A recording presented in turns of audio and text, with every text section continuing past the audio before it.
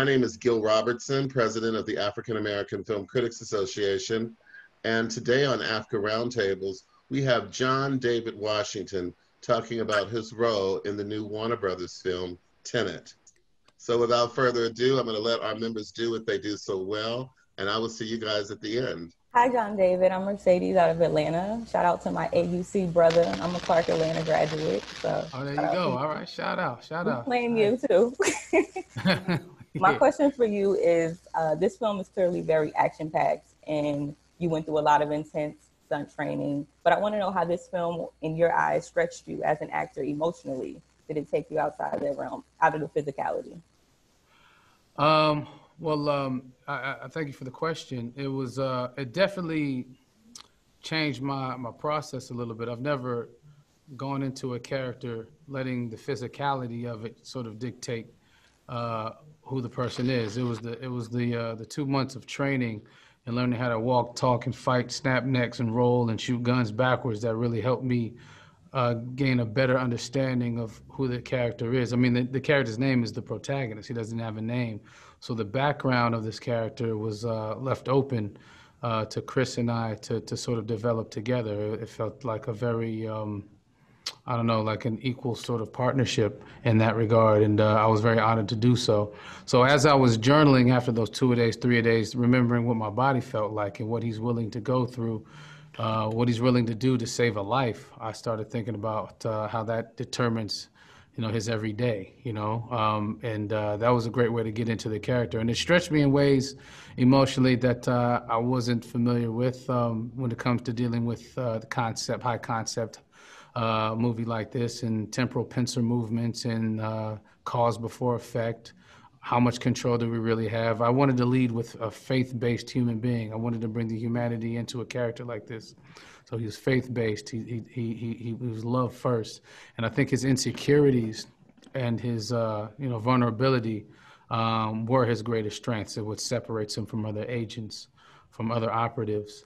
I wanted to use that as a strength. Usually it's looked at as a weakness, and you have to decide and you have to be cold because that's what the world needs. And I don't think the protagonist handles it like that. So trying to deal putting all that together, every day with Christopher Nolan was a great challenge.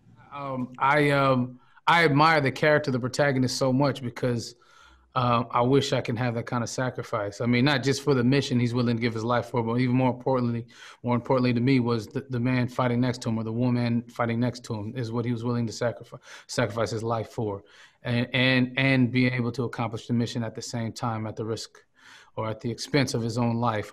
It would definitely be, anything threatening Pauletta Washington, my family members, I'd be willing to die for. And I used to say that, I say it jokingly on set all the time, like, I die for this. But like this craft, I love what I do. I've never loved anything more. First of all, when he wanted to meet me, I was just like, I was going crazy. I couldn't believe he even knew who I was. So I'm like, are you kidding me?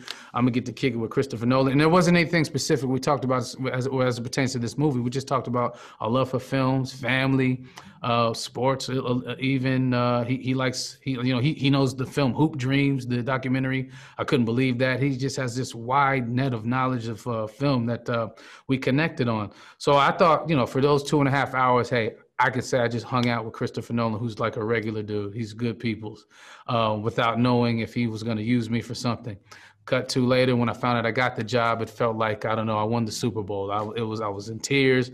I was yelling with my mother. We were going up and down, just yelling at each other, couldn't believe it, in disbelief. So he hands me the script, right? And it took me, he locks me in his office, and I'm reading the script. I got my iPad, I'm listening to classical music. I'm in the zone. I'm like, I'm not going to miss nothing. I know his films. This is going to be mind blowing. And it took me about 4 hours to read it because I just couldn't believe what was happening, what I was reading, how he was going to pull this off. Because I know he doesn't use green screen. It's all practical. It's all in camera. So how are we going to get some of these concepts? How are we going to get this done? But I was super excited. I couldn't wait to get to work.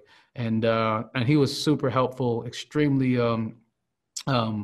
accommodating when it comes to my questions, and constantly trying to keep up with him for the overall concept. But my way in, is what I again recommend people to watch. My way in were the characters who I did understand the characters, and I did understand the connection between like a Neil and protagonist and a cat and the protagonist. You know, I did understand a character like Sator, what he wants. Pretty simple, actually, you know, what he wants.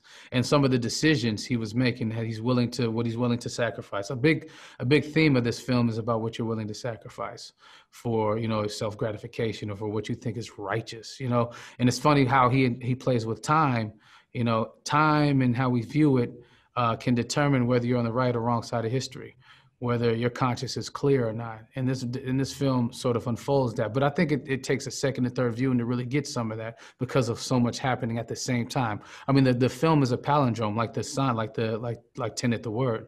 So to be able to drop yourself in different moments, just I think as an audience member is a part of the fun, is a way to enjoy it.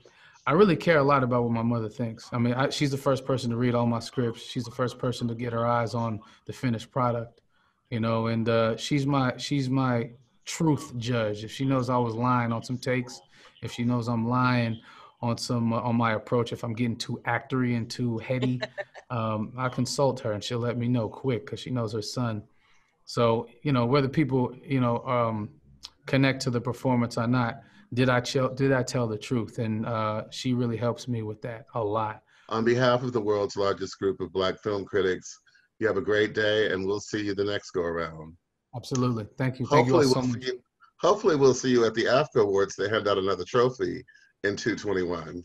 Listen, you invite me, I'm showing up. So thank you. Thank you, sir. All right. Good night, everybody. Good night, everyone.